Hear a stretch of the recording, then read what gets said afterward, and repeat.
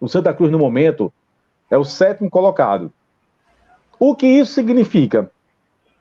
Significa que, com essa pontuação, claro que existe variação de time que tem um jogo a mais, tem um time que tem um jogo a menos. Eu acabei de dizer que o Ibis tem somente 6 jogos, tem time que tem 9 jogos, o Santa Cruz tem 8 jogos. Mas, assim, com a pontuação atual, o Santa Cruz estaria fora da próxima fase do Pernambucano, certo? O Santa Cruz estaria fora dos mata-mata, né? É o primeiro time fora dessa zona.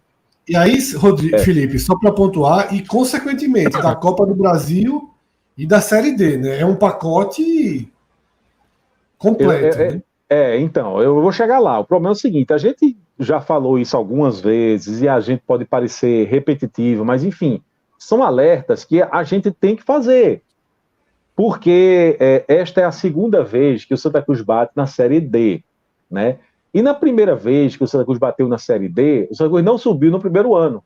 O Santa Cruz subiu na terceira tentativa. Terceira vez.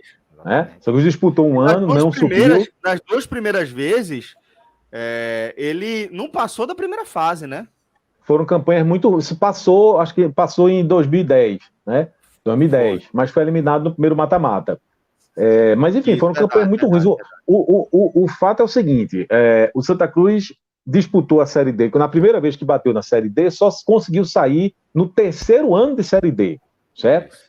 E agora, na segunda vez, esta é a segunda vez que o Santa Cruz bate na Série D, já disputou a Série D o ano passado e não subiu. Ou seja, o que é que a gente está querendo dizer com isso? A gente precisa trabalhar com a hipótese de o Santa Cruz não subir para a Série C este ano. Por quê? Porque é uma situação palpável. A história está mostrando isso. Porque se tivesse, né, se na primeira vez que bateu na Série D já tivesse subido na primeira tentativa e esta fosse o primeiro ano do retorno na Série D, a gente poderia pensar, não, da outra vez, na primeira vez que bateu na Série D, subiu logo. Mas não é esse o raio-x.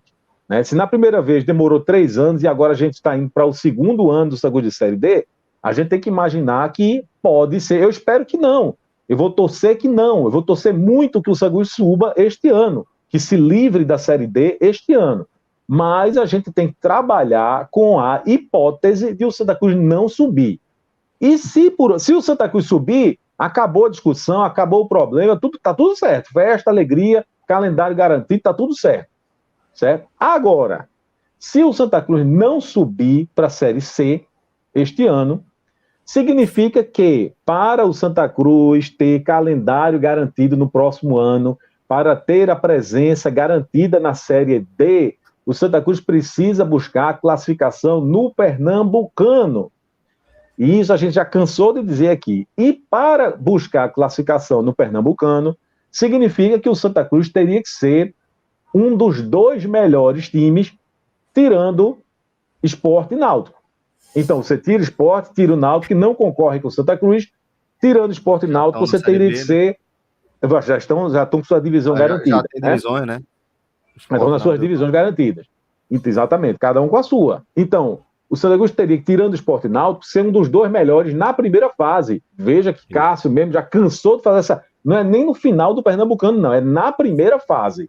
E no momento, a classificação de momento mostra que, tirando o Sport e o Náutico, o melhor time é o Retrô, que é o vice-líder, o segundo melhor time é o Central, que está na 4ª colocação, o terceiro melhor time é o Salgueiro, no 5º lugar, o 4º melhor time é o Petrolina, no 6º lugar, para então vir o Santa Cruz, o 5º melhor time, tirando o Náutico e o Sport, né, na 7ª colocação. Então, aí, é muito ruim. Essa lista também pesa pelo seguinte, porque a gente tem visto que há uma possibilidade de dizer, na hora H, o Salgueiro faz aquela cartinha e desiste. O Petrolina faz aquela cartinha e desiste. Retrô e Central não vão desistir. Isso, por exemplo, já deixa de antemão. Retrô e Central é um time de tradição, jamais desistiria de uma Série D, e o Retrô, obviamente, não nem explicar aqui. Ainda que o Santa... Ainda são times que estão na frente. O próprio Salgueiro, não sei se voltaria a desistir. Né? Já desistiu uma vez, mas não sei se voltaria a desistir. Acho que desistiu na Copa do Nordeste, né? O Salgueiro um ano.